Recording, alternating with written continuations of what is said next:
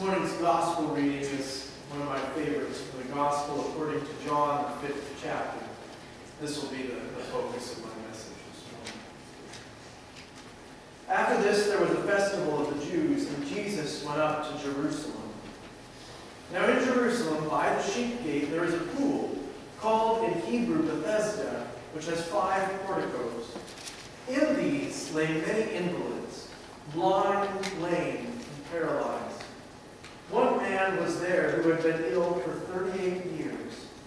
When Jesus saw him lying there and knew that he had been there for a long time, Jesus said to him, "Do you want to be made well?" The sick man answered him, "Sir, I have no one to put me into the pool when the water is stirred up, and while I am making my way, someone else steps down ahead of me." Jesus said to him, "Stand up, take your mat, and walk." At once the man was made well, and he took up his mat and began to walk. Now that day was a Sabbath.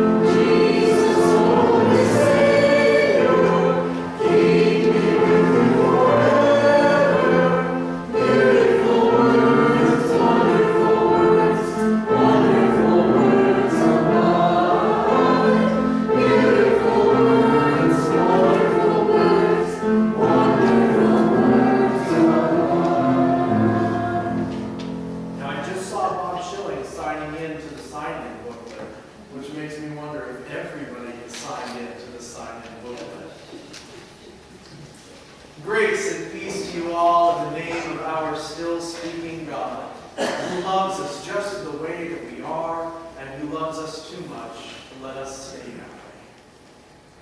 Will you pray with me? May these words of my mouth and may the meditations of all of our hearts be pleasing in your sight, O God, for it is you and you alone who is our strength and our salvation.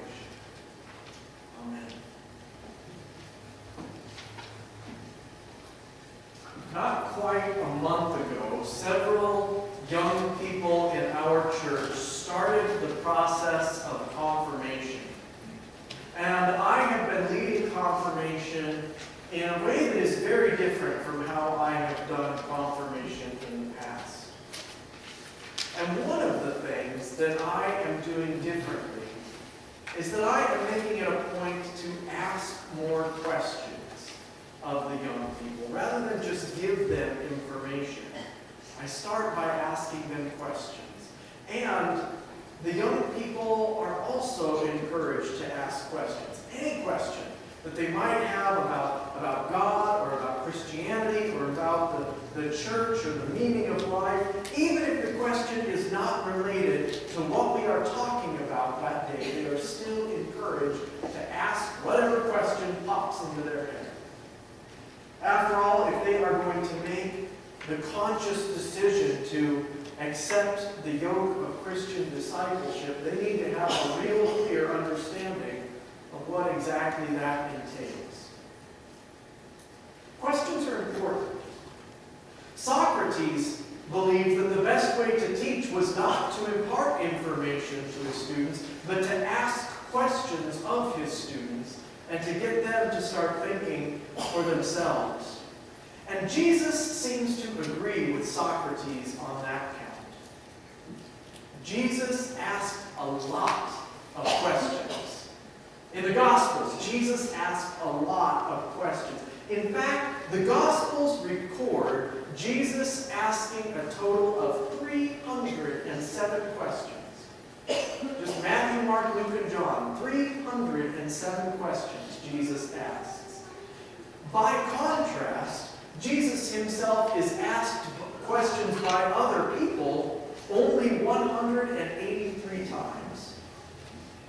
And he directly answers their question only 3 times. Most of the time that Jesus is asked a question by somebody else, he answers their question with another question of his own. In this morning's gospel reading from the gospel according to John, Jesus asks a paralyzed man one of the most profound and poignant questions of the 307 that he asks.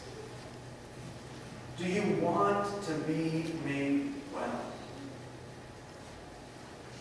I say that it is one of the most profound and poignant questions because although Jesus asked it of this paralyzed man by the pool of Bethesda, it is an important question for us to consider today as well. First, a bit of background on our story, on our gospel reading. The story takes place in Jerusalem at the pool of Bethesda. The pool was formed, or rather the pool was fed from below by a series of very ancient dams and channels that had been built almost 800 years before the time of Jesus. You've got to remember, Jerusalem is an extremely ancient city. And the dams and the channels that fed the pool of Bethesda were built almost 800 years before, and they fed the pool from below. And so what would happen would be any time that there was a release from the main dam, or there was an overflow through the dam spillway, the water would come in from the bottom of the pool, and it would make bubbles and ripples appear on the surface of the water. People in Jesus' day had a belief that the disturbance of the water was caused by the flapping of an angel's wings, and that the first person who would enter the water after it began to bubble and ripple, after the water was troubled, that's where that old spiritual song comes from, God's going to trouble the water. They believed that the first person to enter the pool when it started bubbling and rippling would be healed of any ailments that they were afflicted with. And so people with all manner of ailments and infirmities would gather around that pool, hoping to be the first one in the water when it started to be troubled. And that is where Jesus finds this paralyzed man next to the pool of Bethesda. Paralyzed man who, according to John, had been waiting beside the water for 38 years. That number, by the way, is biblically significant, 38 years. According to the second chapter of Deuteronomy, verse 14, that is the length of time that it took for all of the people who God had led out of Egypt, who then complained against God and sinned against God. It took 38 years for that entire generation to die off, so that only people of deep faith would enter into the promised land. That's why Moses took them on this wandering route through the wilderness for 48 years. Because it took 38 years for those who had complained against God to pass away. In other words, biblically speaking, 38 years is an entire generation. 38 years is a lifetime. And Jesus finds this man who has been lying on his mat out of the pool of Bethesda for 38 years. And Jesus asks the man, do you want to be made well? At first, that might seem like a strange question to ask. After all, the man has been lying next to this pool, supposed to have miraculous healing powers. Why else would he be there, right?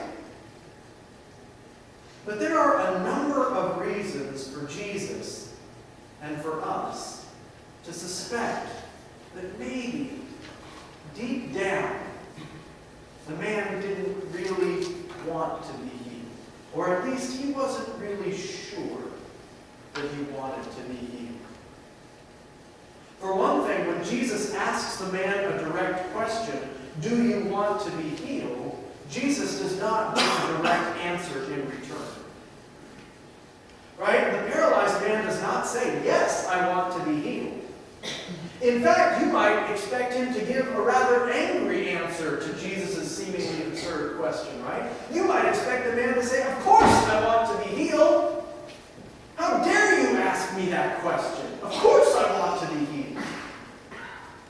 But instead, the paralyzed man does not directly answer Jesus' question with a yes. He merely gives Jesus a list of reasons, of excuses for why he has not been the first into the water in 38 years. Another clue that this man maybe didn't really want to be healed is that he certainly chose an odd venue for healing. You got to remember, in the ancient world, there are all kinds of different superstitions, all kinds of different healing cults that existed. Why is this the one that the man chose to pursue healing from? He's a paralyzed man, a man who cannot walk. And the source of this healing is the source of healing that he has chosen is one that requires him being the first to cross a finish line in a foot race. That seems like an odd choice for healing, for him to pursue healing from the pool, right, as a paralyzed man. Being the first one in the water might work for the leper, or maybe for the blind man, but a paralyzed man is not going to win the race to be first into the water. And on that note, how is it possible that not once in 38 years was he the first person to enter the water? I mean, he's probably not going to win in a scramble in a foot race. But are we really expected to believe that at no time in 38 years somebody offered to help him? Are we really expected to believe that at no time in 38 years did the other sick people at the pool say, "Hey man, you go on ahead, it's your turn. You've been waiting here for decades, we'll catch the next one"? And yet, for the last 38 years, this man keeps coming back and doing the same thing over and over again. And nothing ever changes and nothing ever happens. You know what they say about the definition of insanity? Right? To keep doing the exact same thing over and over again and expect different results. That's exactly what this man has been doing. He has been doing the same thing day in and day out for 38 years, and nothing ever changes. That, I imagine, is why Jesus asks the man, "Do you want to be healed?" And that's why I believe this question, which was directed at the paralyzed man, also confronts us today. Do you want to be healed? Do you want to be made well? Before I go on, take a moment and ask yourself, am I at peace in my relationships? My spouse, my family, my friends? Am I satisfied with my work? Am I content with myself and my choices? Do I feel deep down that I am where God wants me to be? If not, what can you do differently to change things?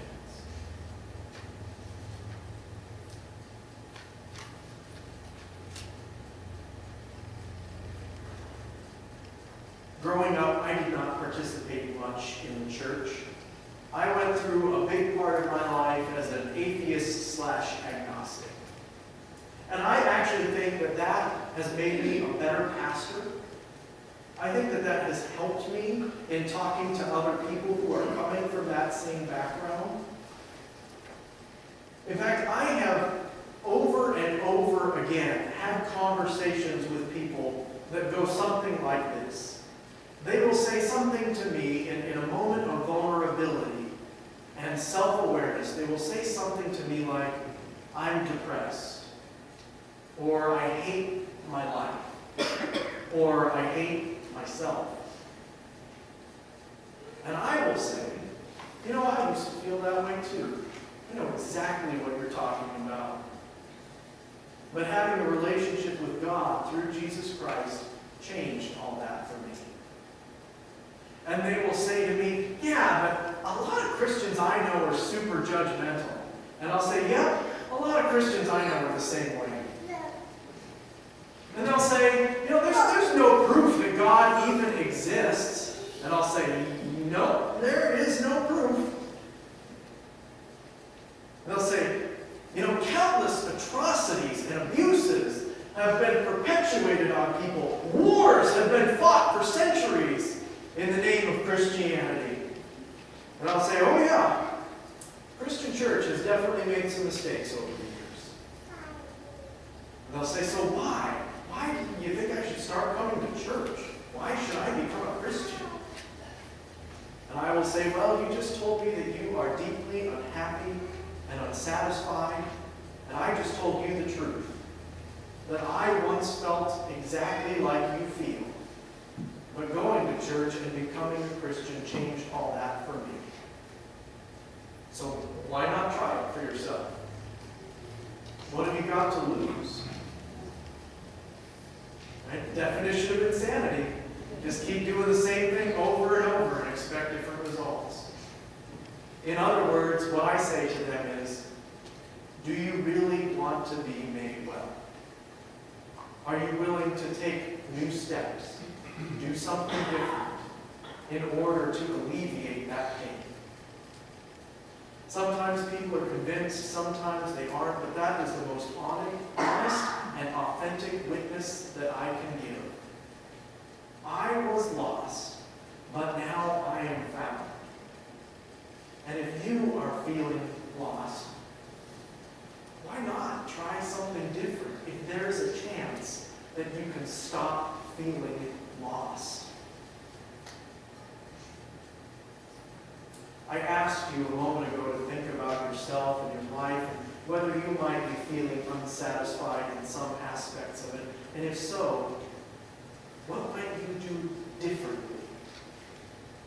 Because if you want to see change, you have to make change. It's not easy. Change is always scary, and change is always uncomfortable. Change demands something of us. I mean, think about that paralyzed man, right? He had spent 38 years lying on the same mat next to the same pool. Don't you imagine that over the course of those 38 years, he had become accustomed to a life of begging, to a life of living as a cripple, to the point that the thought of change and changing that routine probably scared him. Right? I imagine that over the course of 38 years, doing the same thing day after day, he started to slip into a comfortable routine, and then he probably reached a point where he wasn't just in a comfortable routine, but the routine itself started to become a source of comfort. I think that the reason this man hesitated to answer Jesus with a direct, yes, I want to be healed, is because he found the idea of a future where he could suddenly go anywhere and do anything terrifying. Suddenly, this man had to start taking responsibility for himself and for his future. But that is precisely the choice that confronts you if you yourself are unsatisfied with something in your life. Right? You either have to deal with the discomfort of change and uncertainty, you have to deal with the challenge of taking responsibility for yourself and your life, or you just keep on doing the same thing over and over again and expect that somehow things will become different. And whatever that change is, I mean, for some of us, right, the change that you are seeking is small, and so the difference that you have to make is small. Maybe the thing that's bugging you is more of a nuisance than a deep down existential crisis. But if what you are dealing with is deep down existential crisis, If you're coming from that place where you start to say, I hate my life or I hate myself, then I truly believe that any change that is made must include a relationship with God through Jesus Christ. I believe that to be true because that is the only thing so far that worked for me. If you know of a different way or a better way to find peace, to find right relationship with God and with other people and with yourself, I would love to hear your story. If you know of a different and better way, but this is the only thing that I have found that works. Again, consider that paralyzed man. Because the thing is, that water in the pool in Bethesda, it didn't really have any healing powers. Right? This was just a superstition. That water bubbling up came from a dam and an underground channel that had been built so many centuries before that the people in Jesus' day had forgotten where the water from the pool came from. And they thought that the bubbles and ripples were caused by angel wings, when they were just caused by a dam overflowing its spill gates. That was not going to heal his paralysis. The best you could hope for healing at the pool of Bethesda was to heal thirst and maybe dry skin. Do you want to be made well? Are you willing to embrace the changes that will be necessary to be made well? However difficult those might be, however much you might hesitate. Are you ready to make a leap of faith in order to make that happen?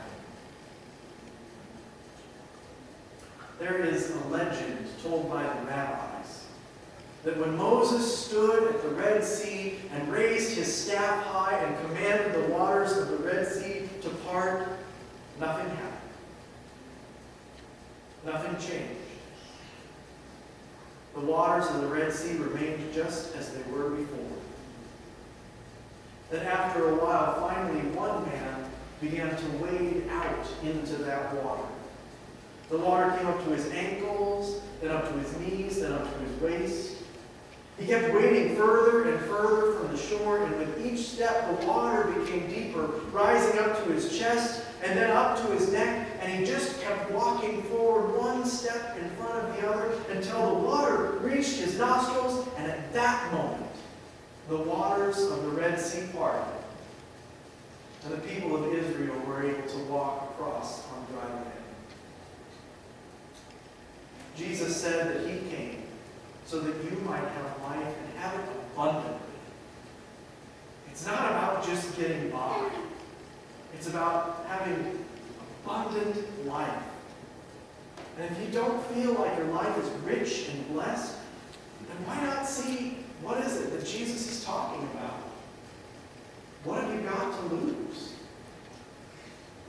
Do you want to be made well? Then start moving forward. Take one step at a time away from what lies behind toward what lies ahead.